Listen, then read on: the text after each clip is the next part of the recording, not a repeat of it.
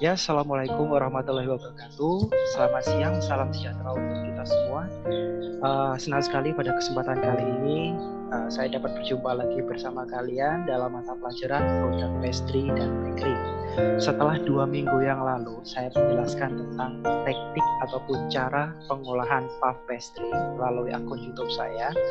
Dan minggu lalu, saya memberikan tugas kepada kalian untuk membuat pertanyaan. Apa sih yang belum kalian tahu? Apa sih yang membuat kalian bingung terhadap produk pastry dan bakery ini? Sehingga kalian menuliskan beberapa pertanyaan di Padlet ya, di padlet.com. Itu adalah salah satu platform yang saya gunakan untuk menampung aspirasi atau pertanyaan-pertanyaan dari kalian. Dan pada kesempatan hari ini, di minggu selanjutnya, saya akan menjawab semua pertanyaan kalian. Mulai dari pertanyaan nomor 1 sampai nomor 40 sepertinya. Saya sudah cek tadi ada sekitar 40 pertanyaan yang sudah kalian kirimkan melalui Padlet saya. Nah, oke.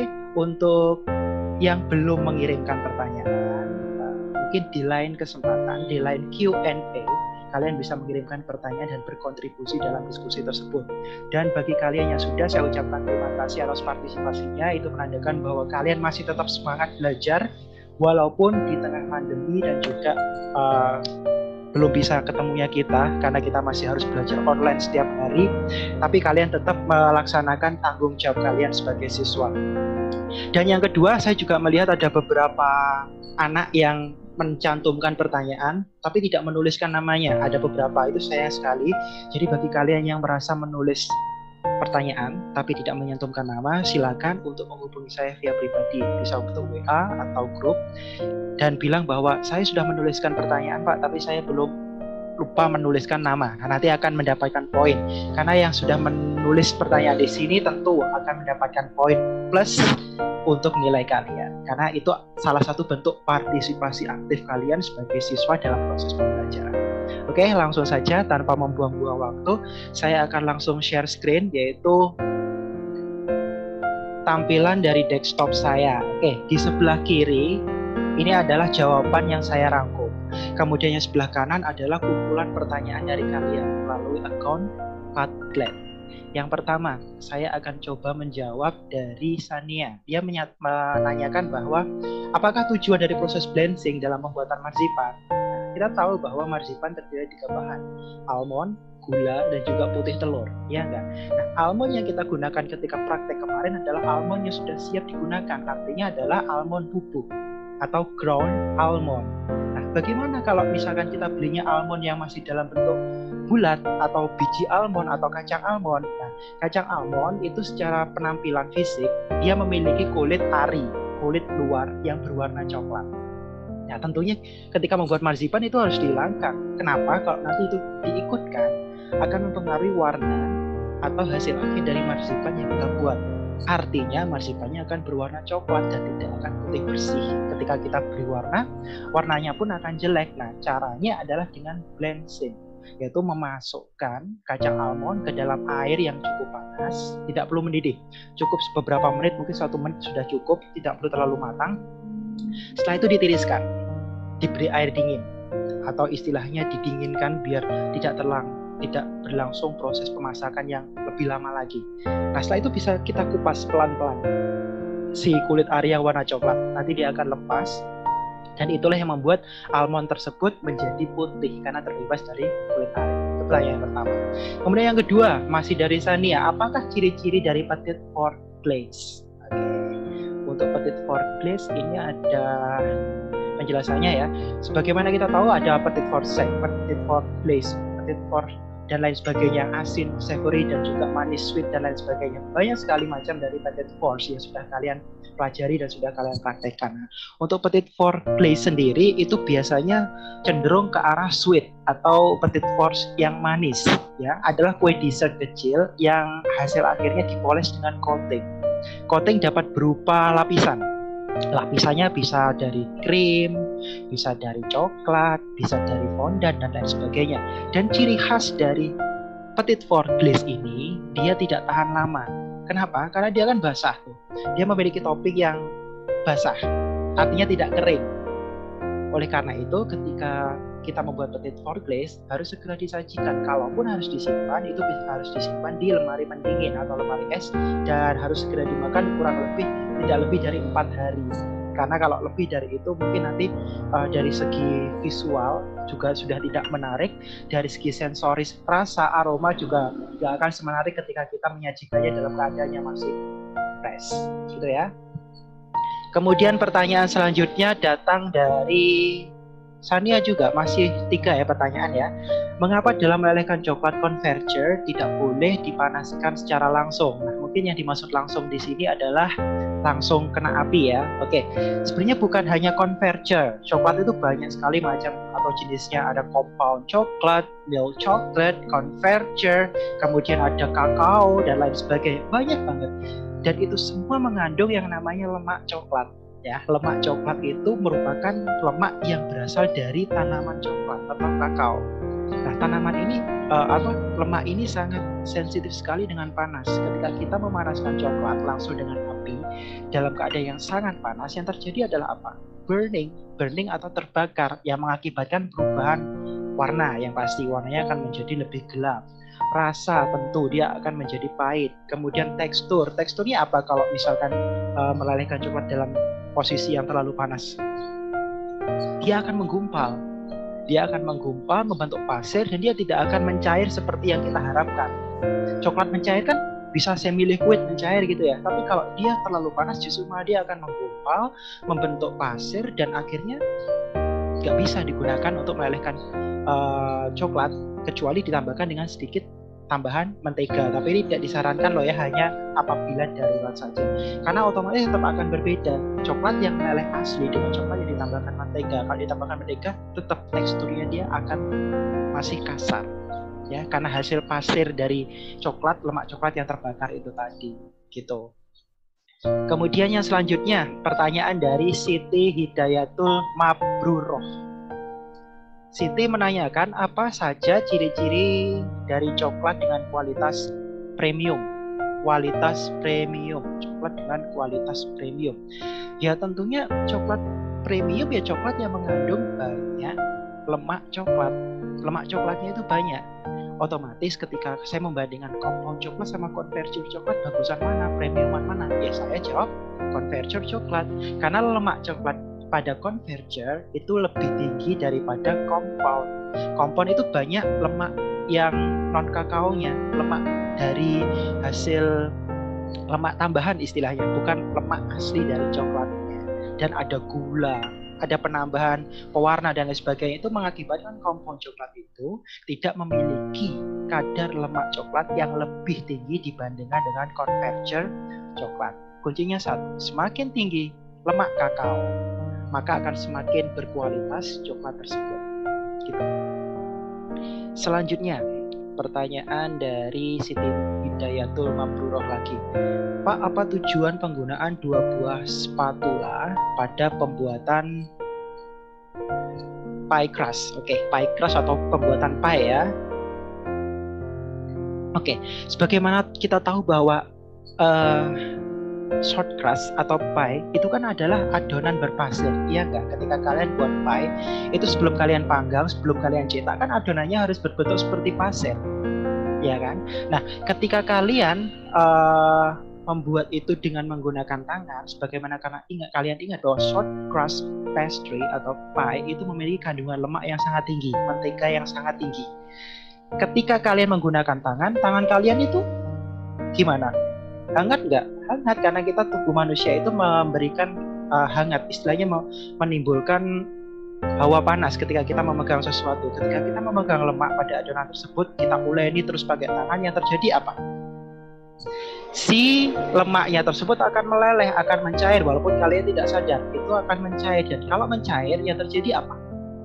Yang terjadi mempengaruhi hasil akhir dari pie kalian. Pie kalian setelah dipanggang nanti akan menjadi keras. Jadi tidak crunchy, tidak istilahnya tidak beremah, tapi akan cenderung lebih keras, lebih crispy. Nah, itu padahal ciri-ciri pie yang baik itu adalah berpasir, lembut dan meleleh ketika digigit, bukan kok keras yang crunchy. Nah, seperti itu. Tapi kalau kita menggunakan dua spatula, tangan satu, tangan dua, kita aduk menggunakan spatula. Spatula tidak mentransferkan energi panas dari tubuh kita. Yang terjadi apa? Adonannya tetap berpasir. Kemudian si lemaknya dia tidak akan meleleh dan tetap akan berbaur dengan yang namanya bahan-bahan lain seperti tepung, kemudian telur dan lain sebagainya. Gula. Itu yang akan mempermudah kita nanti dalam proses pembentukan di cetakannya karena adonannya juga tetap berpasir dan tidak menjadi keras. Kalian ingat ada beberapa anak yang praktek pie hasil akhirnya cukup keras. Nah, itu karena kalian terlalu lama menguleni dengan menggunakan tangan. Ya, jadi bisa terjawab sekarang. Tujuan menggunakan dua spatula atau biasanya kita menyebut dengan pisau pastry itu seperti gerigi-gerigi, jadi bentuknya bulat, kita pegangnya seperti ini, kemudian kita ginikan. Nah, itu namanya adalah pisau pastry atau pastry blender. Kalian bisa beli di toko roti jika kalian memang ingin membuat pie atau short pastry dengan cara yang baik dan benar gitu. Kemudian yang selanjutnya ini dari Rohmawati. Nah, Rohmawati menanyakan lemak apa yang digunakan untuk pembuatan puff pastry. Nah, kemarin sudah saya jelaskan loh, untuk pembuatan puff pastry itu menggunakan dua jenis lemak, lemak pada adonan dan juga lemak yang membuat adonan tersebut menjadi berlapis. Lemak yang buat adonan ya lemak biasa, lemak mentega biasa. Tapi ketika kalian berusaha untuk bagaimana itu menjadi sebuah layer, itu harus menggunakan lemak yang disebut dengan coarse fat. Nah, itu ya, lemak biasa dan lemak coarse fat. Kemudian Siti Hidayatul Mabruroh lagi menanyakan, dalam pembuatan pastry, gluten memiliki peran penting pada kekuatan lapisan pastry yang dihasilkan. Jelaskan mengapa peran gluten sangat penting dalam pembuatan pastry. Oke. Di sini perlu saya luruskan sedikit. Nah, ini kan tadi ciri-ciri coklat premium, coarse fat, jawaban. Nah, ini yang untuk pertanyaan dari Siti Mabruroh. Kenapa gluten itu penting? Nah, kalian harus tahu loh, sebenarnya dalam produk pastry dan bakery bukan sesuatu yang sama. Kalian sekarang kelas 11 mungkin mempelajari lebih ke pastry-nya. Ketika nanti kalian ke kelas 12, kalian akan masuk ke tahap bakery. Pastry dan bakery itu dibedakan dari penggunaan ragi, lebih utamanya itu. Contohnya gini, kalian membuat puff pastry, membuat cupcake, membuat eclair, membuat yang namanya makaron, perlu ragi nggak atau yeast nggak? Dah, kalau kalian nggak tahu ragi atau yeast, Fermipan, dah sebut merek aja. Nggak kan? Nah, tapi ketika kalian buat roti tawar, roti manis, roti boy dan lain sebagainya, kalian menggunakan yang namanya ragi. Nah, itu yang membedakan. Jadi ragi itu akan lebih digunakan pada produk bakery dan gluten itu cocoknya untuk produk bakery. Kenapa? Nah, jawabannya gluten utamanya digunakan untuk bahan olahan bakery atau roti yang mengandung ragi. Fungsinya adalah untuk membentuk membran dan jaring-jaring gluten supaya mampu menahan gas hasil fermentasi ragi sehingga roti dapat mengembang dengan sempurna. Fungsi ragi kan adalah untuk menimbulkan sebuah gas. Jadi roti yang awalnya kecil, kemudian kita kasih ragi, kemudian kita fermentasi beberapa saat, dia kan jadi mengembang. Nah, itu apa? Ya, raginya itu mengeluarkan gas karbon dioksida. Kemudian di situ terperangkap sama gluten. Gluten itu semacam balon. Jadi balon di dalam adonan, udara masuk di situ. Akhirnya dia mengembang. Fungsinya gluten itu. Jadi kalau kalian membuat roti dengan menggunakan tepung terigu rendah gluten, sebut saja kunci biru, ya mungkin hasilnya nggak akan semaksimal kalian menggunakan cakra kembar atau segitiga biru karena kadar glutennya sangat rendah untuk soft flour atau dengan kata lain kunci biru dibandingkan dengan yang cakra. Itu fungsi dari gluten. Kemudian pertanyaan selanjutnya dari Yayu Ningsih. Oke, Yayu ini menanyakan bahwa apakah syarat utama dari petite four base? Oke, petite four base, ya base. Base itu kan artinya basic. Basic artinya dasar. Berarti kan segala sesuatu yang menjadi dasar dalam pengolahan petite fours. Apa? Contohnya spong. Oke. Spong juga bisa nanti sifon, butter cake dan lain sebagainya. Intinya base itu berarti dasar. Sehingga sebagai dasar dia harus kuat. Tidak boleh dasar itu rapuh. Buttercream rapuh, dia bisa nggak jadi dasar? Ya nggak bisa. Dia bisanya jadi topping atau filling. Tapi Tapi kalau dasar dia harus kuat, harus sesuatu yang mudah untuk dipegang, mudah untuk diaplikasikan dengan topping maupun filling. Jadi adalah 1 kuat, 2 kokoh, dan 3 mudah diambil. Karena Petite Force sendiri diambil 1-2 gigitan kita makan, gitu. Kemudian Rodotul Jannah di sini bertanya, jelaskan pengertian teknik lipatan double dalam pembuatan croissant. Oke, croissant itu mungkin hampir sama ya dengan puff pastry, cuman kalau croissant mungkin nanti dia pengembangannya lebih besar karena dia hampir sama dengan produk bread atau Danish pastry. Untuk double fold ya. Oke, jadi gini. Ketika kalian punya adonan, kalian pipihkan panjang. Saya mulai dari single fold ya. Kalau single fold berarti adonan panjang, ibarat kata kalian punya 9, panjangnya 9. Kita nggak usah bicara soal lebarnya terserah kalian, yang pasti lebih pendek dari panjangnya gitu ya. Misalkan panjangnya 9. Nah, 9 ini kalian bagi menjadi 3. Berarti berapa? 3 kan? 9 bagi 3 sama dengan 3. Oke, kita dapatkan sisi kanan, sisi tengah, dan sisi kiri. Sisi kiri kita lipat menutupi sisi tengah. Kemudian sisi kanan kita lipat menutupi sisi tengah. Jadi 1 kan? 1 ukuran dengan panjangnya 3. Kalian bisa lihat berapa lapisan di situ? 3. Nah, itu disebut dengan single fold. Jadi cuma 1. Hasilnya nanti secara keseluruhan adalah 3.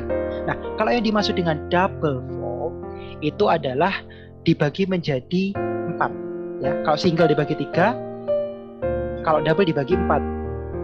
Ibarat kata gini, kalian punya adonan croissant, kalian buat 10 cm dibagi 4, berapa tuh?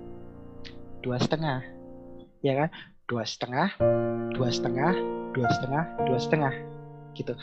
2,5 yang paling pinggir kalian lipat menutupi 2,5 di pinggirnya.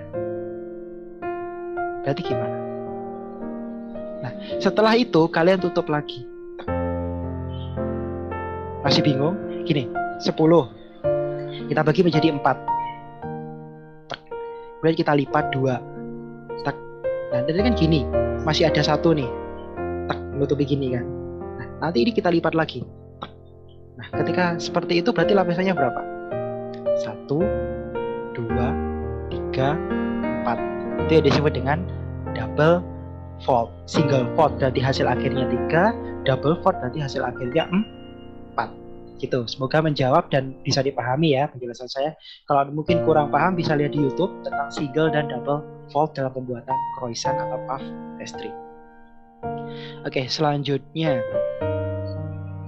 Weni Aviana Nawawi menanyakan bahwa produk yang biasa digunakan untuk Petite Force base adalah, nah tadi sudah hampir sama dijelaskan di atas, produk Petite Force base itu bisa berupa spong, ya spong, kemudian genoise bisa, chiffon bisa, butter cake bisa, pie bisa, adonan pie yang kecil-kecil bisa, buah bisa, dengan cara nanti buah kemudian dicelupkan dengan coklat, jadilah Petite Force. Kemudian ada yang lain mungkin dari cupes bisa, yang berukuran kecil bisa dijadikan base dari Petite Force. Gitu ya untuk Weni. Kemudian selanjutnya dari Yayu Ningsih. Apa yang dimaksud spong method dalam pembuatan cookies? Oke. Ini juga gini. Setahu saya, mungkin saya kurang informasi, mungkin nanti akan saya cari lagi ya. Cuman setahu saya untuk spong itu biasanya digunakan untuk roti atau untuk cake, bukan untuk cookies. Teknik atau metode dalam pembuatan cookies itu ada 4 yang sangat standar, yaitu ada creaming. Creaming adalah cara dengan mencampurkan lemak dan gula terlebih dulu, kemudian dimixer sampai dia lembut. Itu disebut dengan teknik creaming. Baru ditambahkan oleh bahan-bahan yang lain seperti tepung, kemudian perisa dan lain sebagainya. Itu kalau creaming. Nah, kemudian yang kedua adalah rubbing in. Rubbing in, rub berasal dari kata rub, artinya meremas-remas. Itu merupakan cara dengan teknik lemak plus bahan kering. Jadi lemak dicampurkan bahan kering seperti kalian membuat pie, ya kan? Pie bahan kering dengan lemak dicampur-campur diremas-remas seperti adonan pasir, baru nanti ditambahkan adonan yang lain, mungkin cairannya, telurnya dan lain sebagainya. Kemudian the melted ini adalah cara dengan melelehkan mentega terlebih dahulu. Jadi mentega dilelehkan, ditambahkan gula, kemudian baru ditambahkan bahan kering. Ya, contohnya gini, kalau kalian membuat nastar, kalian membuat kastengel, itu kan butternya langsung kalian gunakan ke tepung, kemudian kalian uleni sampai jadi, kemudian kalian cetak, kalian panggang, gitu kan. Nah, kalau yang ini the melted butter, itu menteganya harus dilelehkan dulu, harus dalam keadaan cair dulu, baru bisa digunakan untuk membuat cookies, gitu. Kemudian yang selanjutnya adalah all in one. All in one ini yang cara yang paling simpel ketika kalian membuat cookies, yaitu dengan mencampur semua bahan menjadi satu, bahan basah, bahan kering dicampur menjadi satu, dibentuk, dicetak, kemudian tinggal kalian panggang atau kalian makan sesuai dengan temperatur dan juga waktu yang telah distandarkan. Yang terakhir adalah whisk. Whisk artinya mengocok ya, yaitu gula dan telur dikocok dulu hingga mengembang, baru ditambahkan oleh bahan-bahan yang lain. Mungkin yang dimaksud Spong di sini maksudnya ke whisk. Whisk yaitu gula dan telur dikocok dulu hingga mengembang, baru ditambahkan bahan-bahan yang lain. Itu ya untuk whisk method. Kemudian masih dengan Yayu, berapakah suhu untuk mengetim white chocolate? Oke, white chocolate ya. Sebenarnya gini, untuk mengetim coklat, suhu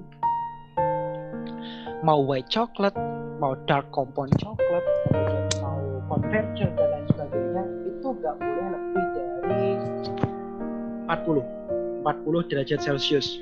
Karena kalau sudah lebih dari itu, biasanya coklat itu akan burn, akan terbakar. Lemak coklatnya akan terbakar dan mengakibatkan rasanya pahit gitu ya. Cuman ketika kalian tahu bahwa antara white dengan dark itu kan komposisi kakaonya juga berbeda, ya kan? Kalau white coklat itu banyak lemaknya, lemak non kakao, dan juga banyak gulanya. Otomatis mungkin untuk dari suhunya sendiri bisa lebih ditinggikan sedikit, tapi ya jangan terlalu tinggi karena bagaimanapun teknik melelehkan coklat adalah dengan teknik Au Pain-Marie, itu suhunya berkisar antara 40 derajat Celcius. Kalaupun lebih ya lebih sedikit, mungkin 42 maybe. Yang pasti jangan terlalu tinggi karena nanti akan berakibat buruk pada sensorisnya. Sensoris dalam artian rasa, aroma, bau, warna dan lain sebagainya. Itu ya. Kemudian Weni ini menanyakan fungsi air jeruk nipis pada pembuatan adonan puff pastry. Oke, jadi gini, fungsi jeruk nipis itu memang ada pada resep digunakan pada pembuatan puff pastry. Puff pastry sendiri merupakan adonan yang nanti hasil akhirnya itu diharapkan tipis, renyah, crunchy, dan gurih. Nggak seperti roti yang empuk, mengembang, dan juga besar, ya kan? Yang kita mau kan crunchy, gurih, renyah, ya kan? Nah, sementara kalau kalian misalkan pas waktu membuat puff pastry itu tidak memiliki tepung yang rendah gluten atau soft flour, tapi kalian punyanya yang hard atau yang medium atau yang soft flour. Terus gimana kan soft flour atau hard flour itu kan mengandung banyak gluten. Sementara nanti kalau kita membuat puff pastry dengan menggunakan tepung yang memiliki banyak gluten, hasilnya nggak akan maksimal. Ya, caranya adalah dengan menambahkan jeruk nipis. Jeruk nipis ini juga bisa diganti loh, bisa dengan lemon ataupun dengan cairan asam juga. Ya, intinya bukan jeruk nipis tapi asam. Asam ini akan menetralisir tepung yang memiliki kandungan gluten yang cukup tinggi agar ketika dipanggang nanti puff pastry-nya tidak menyusut. Ketika gluten itu terlalu tinggi dalam tepung, ketika dipanggang dia nggak akan naik, justru dia malah akan turun karena istilahnya semakin berat si puff pastry-nya itu, sehingga core fat-nya nggak kuat untuk ngangkat supaya bisa mengembang tinggi. Jadi caranya adalah dengan menetralisir dengan cairan asam atau zat asam. Itu untuk jawabannya. Kemudian Lotul Chana, sebutkan langkah-langkah pembuatan puff pastry. Nah, ini sepertinya nggak perlu saya jelaskan lagi karena kemarin sudah saya jelaskan panjang lebar ya di video 2 minggu yang lalu bagaimana cara pembuatan puff pastry, mulai dari pembuatan adonan utama, menipiskan adonan, kemudian menipiskan coarse fat, membuat lapisan coarse fat, masuk ke dalam adonan utama, lalu pemanggangan, itu semua sudah lengkap di video sebelumnya. Jadi bisa dilihat untuk video yang sebelumnya gitu. Kemudian yang selanjutnya dari Widya. Oke. Widya ini menanyakan pie yang belum dibakar apabila disimpan dalam freezer dapat bertahan berapa lama? Gitu ya. Dapat bertahan berapa lama? Jadi kalau mentah, pie yang masih mentah kemudian mau disimpan dulu sebelum dibakar, itu kira-kira akan bertahan 4 bulan. Namun setelah matang nanti mau disimpan gitu ya, itu juga bisa bertahannya lebih lama, yaitu antara 6 sampai 8 bulan. Baik, sebelumnya mohon maaf tadi ada sedikit kesalahan teknis ya untuk terkendala jaringan, jadi tadi sempat terputus sebentar untuk jaringan internetnya, dan sekarang insya Allah sudah lancar kembali. Saya akan melanjutkan. Yang belum saya jawab yaitu dari Widya Okta ya. Widya Okta di sini menanyakan bagaimana cara membedakan kue kontinental dengan kue oriental. Oke, sebenarnya bedakannya itu cukup mudah ya. Kalau kue oriental adalah kue yang berasal dari negara-negara Asia, contohnya kita Indonesia, Malaysia, Singapura, Thailand, Jepang, Cina dan lain sebagainya. Tapi kalau kue kontinental itu adalah masakan-masakan dari negara Eropa, dari Amerika juga bisa, Australia juga bisa. Nah, nanti kalian akan lebih banyak belajar untuk kue oriental kan di kelas 11. Kemudian yang kelas 12-nya nanti untuk kue yang kontinental atau kue-kue cake dan lain sebagainya, gatu, torten dan lain sebagainya. Kemudian pertanyaan selanjutnya datang dari Widya juga. Apakah penyebab kegagalan dalam pembuatan cupes? Oke, langsung cepat aja ya. Jadi pembuatan cupes itu bisa gagal dipengaruhi beberapa faktor.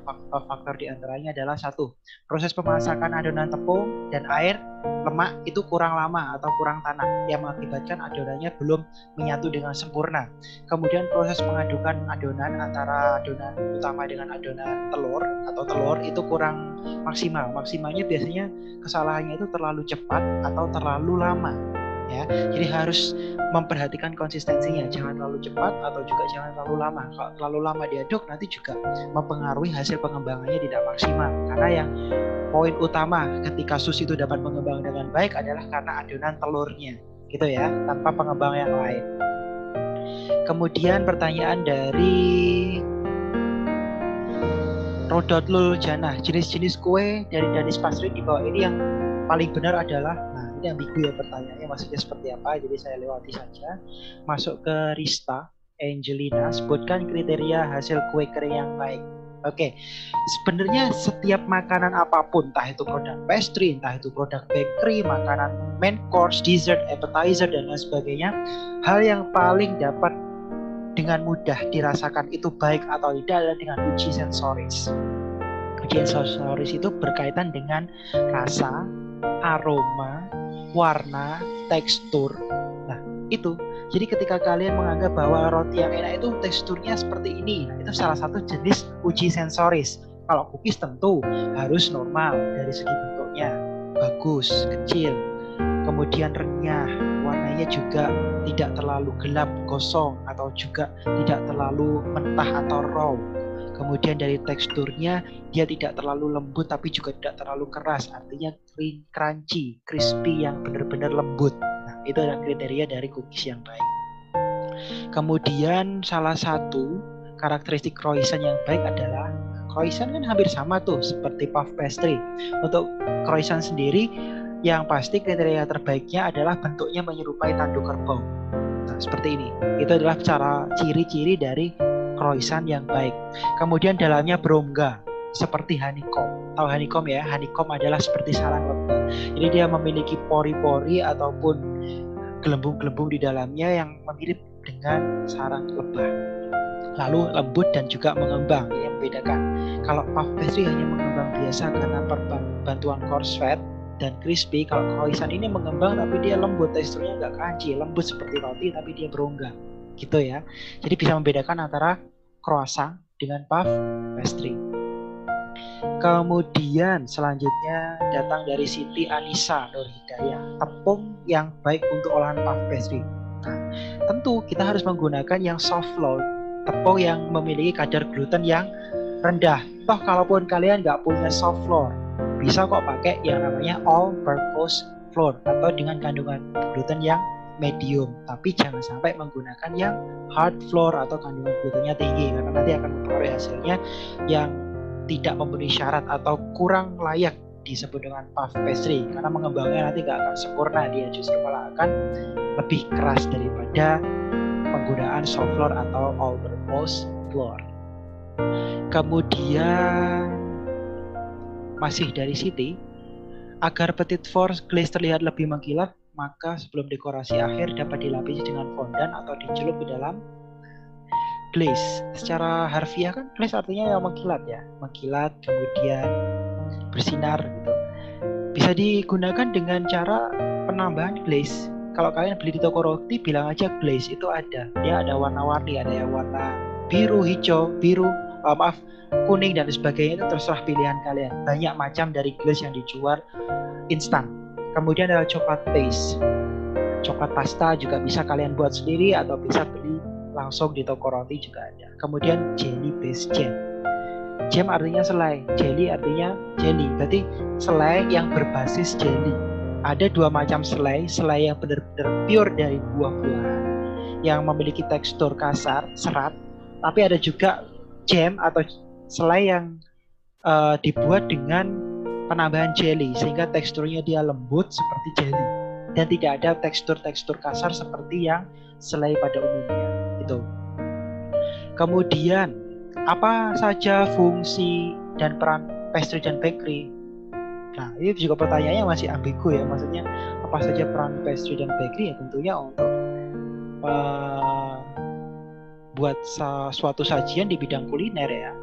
Kemudian Siti Nur Anissa, untuk mengantisipasi masalah marzipan yang mudah meleleh ketika penyimpanan marzipan, yang paling tepat adalah disimpan di ruangan dingin ber-AC dan ditutup rapat dengan wadah yang tertutup seperti itu. Sebentar, ini ada notifikasi. Oke, jadi intinya boleh nggak sih Pak disimpan di kulkas? Boleh-boleh saja. Cuman nanti kan kembali lagi dia akan lebih berminyak kalau masuk ke dalam kulkas ketika sudah dikeluarkan ke suhu ruang. Dan yang paling penting ketika menyimpan marsipan harus diperhatikan adalah dengan menggunakan wadah yang tertutup. Itu kuncinya. Kemudian masuk ke Wanda. Bagaimana cara menyimpan marzipan yang baik dan benar supaya tetap awet? Jawabannya adalah sama. Ya.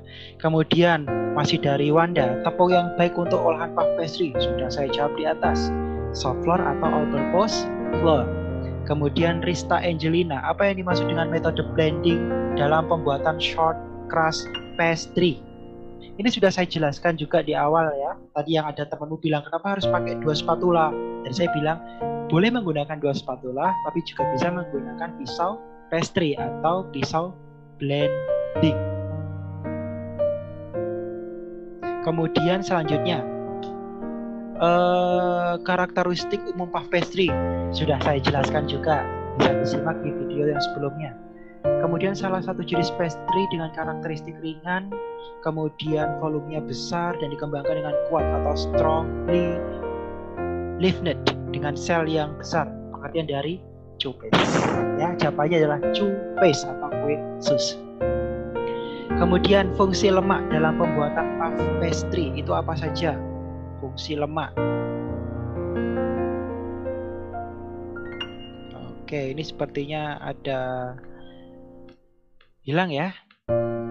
Sampai sini.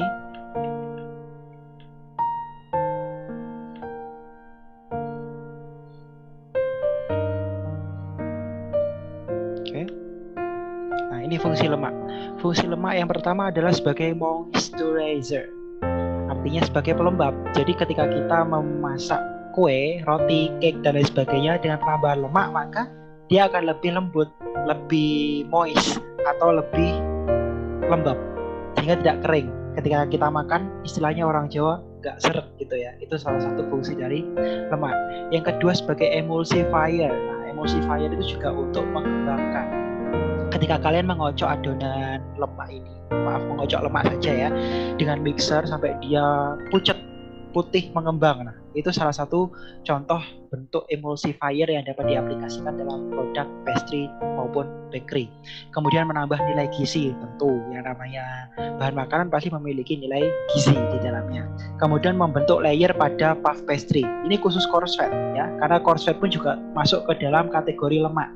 Tapi lemak yang spesifikasinya berbeda dari lemak yang lain. Kemudian fungsi lemak dalam pembuatan puff pastry sama, nggak perlu saya jawab. Lalu Rista, fungsi tepung dalam pembuatan sugar dough adalah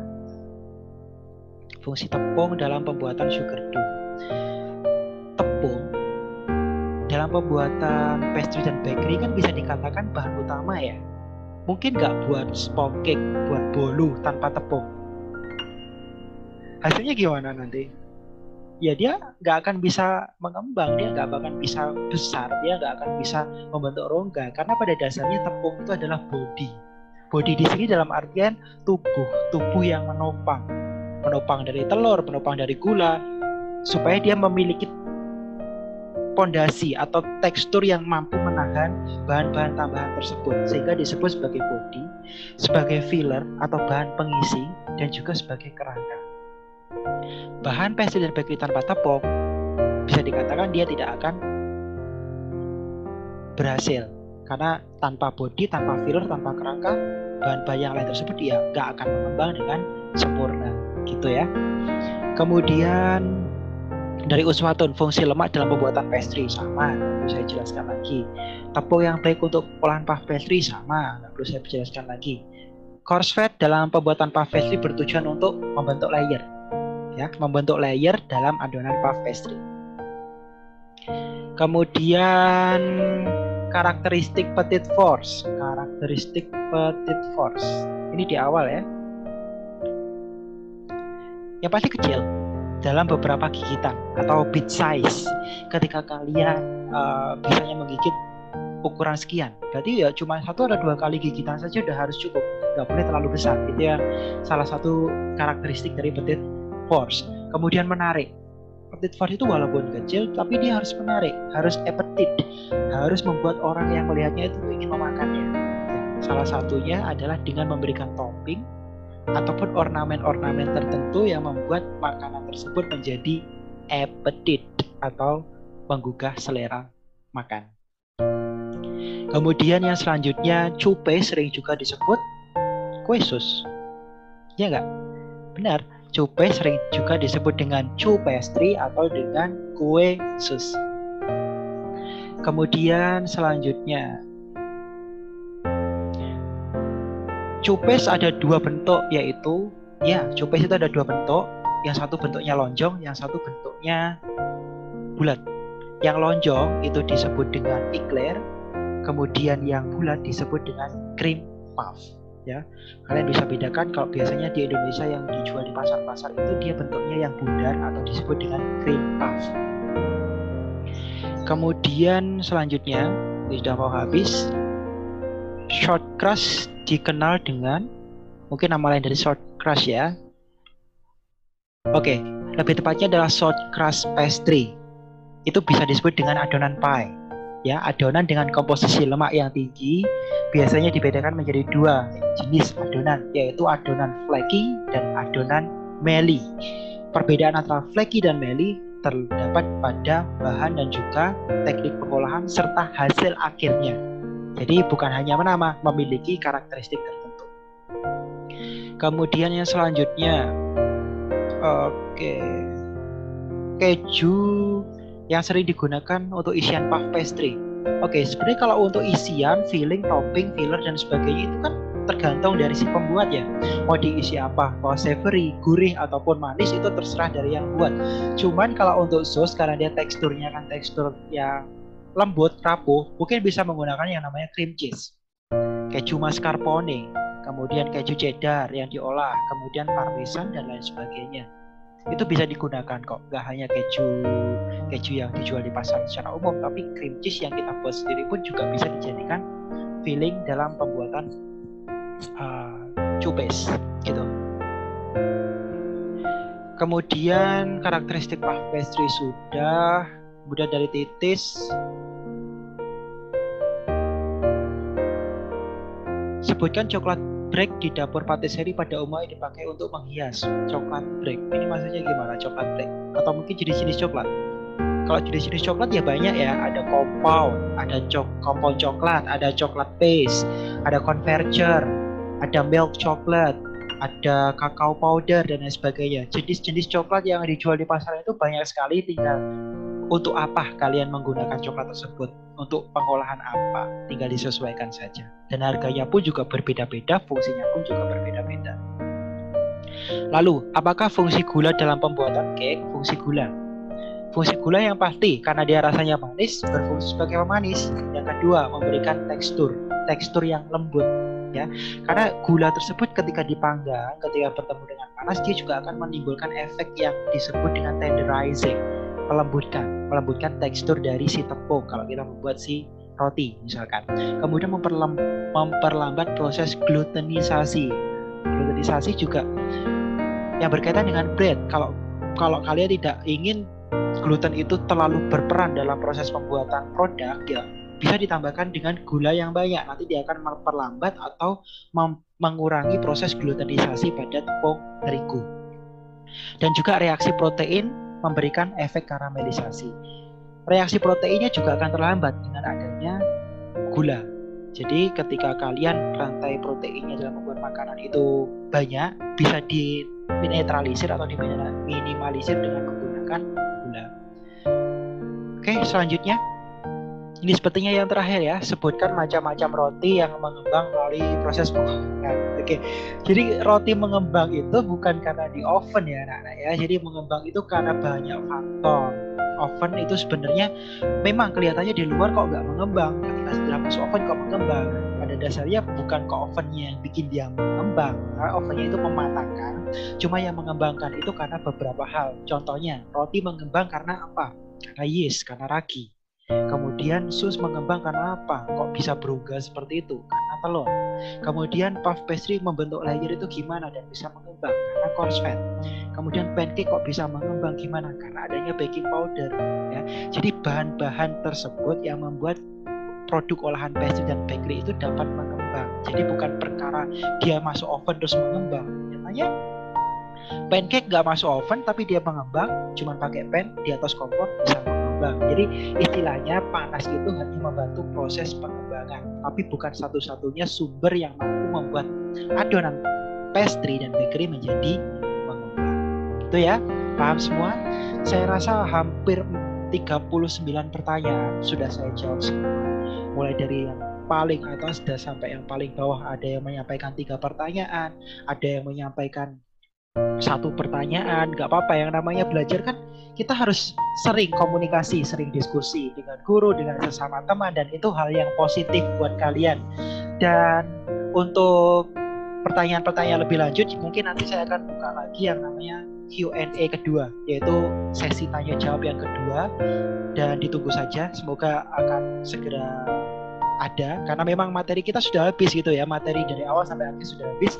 Kita tinggal pendalaman saja, pendalaman materi-materi yang setidaknya kalian belum mengerti apa, nanti kita bahas bersama, kita diskusi bersama, hingga akhirnya nanti ketika kalian sudah masuk kelas 3, kalian tinggal fokus praktek untuk yang produk kue cake dan continental. Nanti juga ketemu di kelas 3 supaya kalian benar-benar mampu menguasai produk pastry dan bakery serta pengolahan kue dan cake Indonesia. Gitu ya. Oke, mungkin itu saja yang dapat saya sampaikan pada hari ini. Saya mohon maaf jika ada kurang lebihnya. Tadi juga sedikit ada kesalahan teknis di jaringan, dan semoga ini tidak membuat semangat kalian untuk tetap belajar itu berkurang atau menurun gitu ya. Dan saya berdoa semoga kalian selalu dalam lindungan Allah Subhanahu wa taala, sehat selalu, dan kita dapat berjumpa lagi pada kesempatan selanjutnya. Akhir kata saya akhiri, wassalamualaikum warahmatullahi wabarakatuh.